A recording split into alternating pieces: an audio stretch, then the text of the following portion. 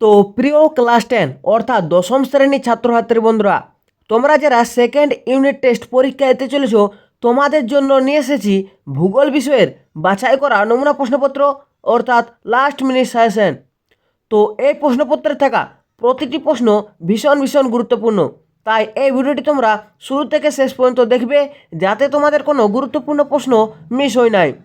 যদি তোমাদের এই ভিডিওটি ভালো লেগে থাকে তো অবশ্যই লাইক করবে এবং যারা যারা এই চ্যানেল নতুন তারা অবশ্যই এই চ্যানেলটিকে সাবস্ক্রাইব করে রাখবেন। তো দেখো, দ্বিতীয় পর্যায়ক্রমিক মূল্যায়ন 2026 ক্লাস 10 বিষয় ভূগোল, পূর্ণমান 40, সময় 1 ঘন্টা 30 মিনিট। তো দেখো, একের দাগে আছে বিকল্পগুলির থেকে সঠিক উত্তরটি নির্বাচন করে লেখো। তো একের দাগের প্রশ্ন আছে বদ্বীপ সৃষ্টির কারণ কি? উত্তর অপশন ক আরোহণ প্রক্রিয়া।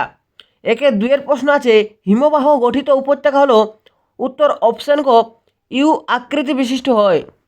একের তিনের দাগের প্রশ্ন আছে ভারতের দীর্ঘতম হিমবাহ হলো? উত্তর অপশন ক সিয়াচেন।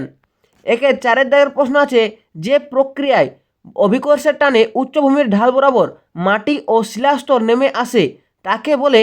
উত্তর অপশন ক পুঞ্জিত ক্ষয়। তারপরে দেখো, একের পাঁচের দাগের প্রশ্ন আছে সাহারায় শিলাময় মরুভূমিকে কি বলে? উত্তর অপশন ক হামাদা। একের ছয়ের দাগের প্রশ্ন আছে ভারত ও চীনের সীমারেখা নির্ধারণ করে? উত্তর অপশন ক ম্যাকমোহন লাইন। একের সাতের দাগের প্রশ্ন আছে গাঙ্গেয় সমভূমির নবীন পলিমাটিকে কি বলে? উত্তর অপশন ক খাদার বলে। একের আটের প্রশ্ন আছে ভারতের নবীনতম রাজ্যটি হলো? উত্তর অপশন ক তেলেঙ্গানা। একের নয়ের দাগের প্রশ্ন আছে যেটি মৃত্তিকা ক্ষয়রোধে কার্যকরী পদ্ধতি নয়? উত্তর অপশন ক ঝুম চাষ। একের দশের দাগের প্রশ্ন আছে অর্থাৎ লাস্ট এমসিকিউ প্রশ্ন আছে পশ্চিমী ঝঞ্ঝার কারণে ভারতের যে অঞ্চলে তুষারপাত হয় তা হলো? উত্তর অপশন ক জম্মু কাশ্মীর। তারপরে দেখো, দুইয়ের দাগে কি আছে নির্দেশ অনুসারে নিম্নলিখিত প্রশ্নগুলির উত্তর দাও। দুইয়ের একের দাগে আছে নিম্নলিখিত বাক্যগুলি শুদ্ধ হলে পাশে সু এবং অশুদ্ধ হলে পাশে অ লেখো, যে কোনো দুটি। তো দেখো, প্রথম প্রশ্ন আছে বারখান বালিয়াড়ির প্রতিবাদ অংশ অবতল ও অনুবাদ অংশ উত্তল ঢালযুক্ত হয়। উত্তর এটি অশুদ্ধ। একের দুইয়ের প্রশ্ন আছে কুমায়ুন হিমালয় অঞ্চলে নদীগুলোকে তাল বলে? উত্তর অশুদ্ধ। একের তিনের দাগের প্রশ্ন আছে ভারতের দক্ষিণতম পর্বতটি হলো কার্ডামম? উত্তর শুদ্ধ। একের চারের প্রশ্ন আছে ঝুম চাষ মৃত্তিকা ক্ষয় প্রতিরোধ করে? উত্তর অশুদ্ধ।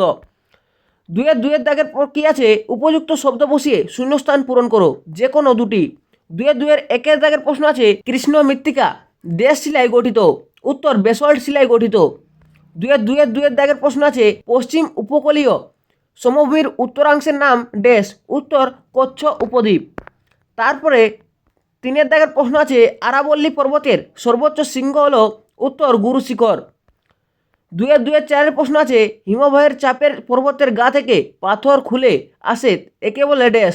উত্তর হিমানি সম্প্রপাত। তিনের দাগে আছে একটি বা দুটি শব্দে উত্তর দাও, যে কোনো চারটি। একের দাগের প্রশ্ন আছে ডিমের ঝুড়ির মতো ভূমিরূপ কাকে বলা হয়? উত্তর ড্রামলিনকে। দুইয়ের প্রশ্ন আছে বিশ্বের উচ্চতম জলপ্রপাত কোনটি? উত্তর এঞ্জেল জলপ্রপাত। তিনের দাগে প্রশ্ন আছে ভারতের রাজ্য পুনর্গঠনের মূল ভিত্তি কী ছিল? উত্তর ভাষা। তারপরে চারের দাগের প্রশ্ন আছে ভারতের মূল স্থলভাগের প্রান্তবিন্দুর নাম কি? উত্তর কন্যাকুমারী অন্তরীপ। তারপরে পাঁচের দাগের প্রশ্ন আছে কোন প্রকার হিমবাহ থেকে হিমশৈলের উৎপত্তি হয়? উত্তর মহাদেশীয় হিমবাহ থেকে।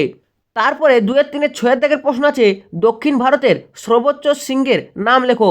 উত্তর আনাইমুদি। সাতের প্রশ্ন আছে কিউসেক কি? উত্তর নদীর জল প্রবাহ মাপার একক হলো কিউসেক।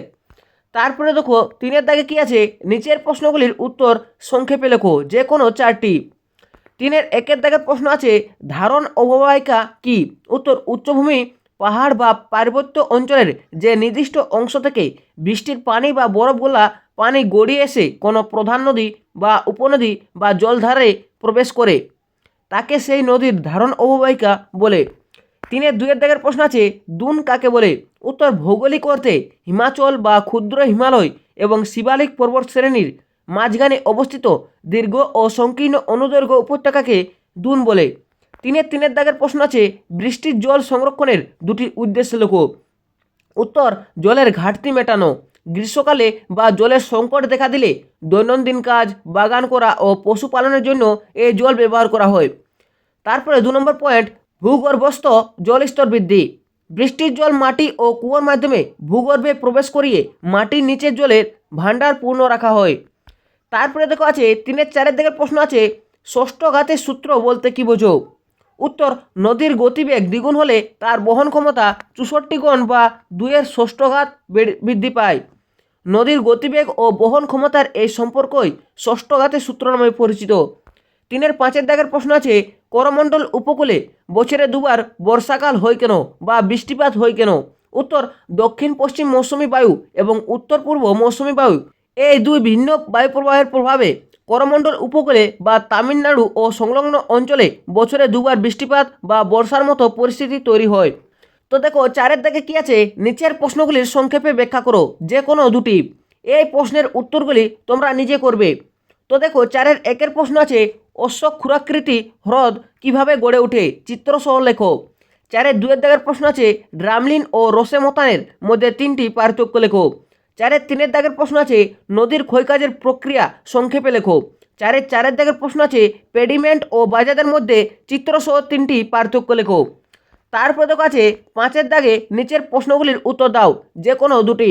5-1 দাগের প্রশ্ন আছে, নদীর সঞ্চয় কাজের ফলে সৃষ্ট 3টি ভূমিরূপের চিত্রসহ আলোচনা করো, অথবা হিমবাহের ক্ষয়কার্যের ফলে সৃষ্ট 3টি ভূমিরূপের চিত্রসহ বর্ণনা দাও।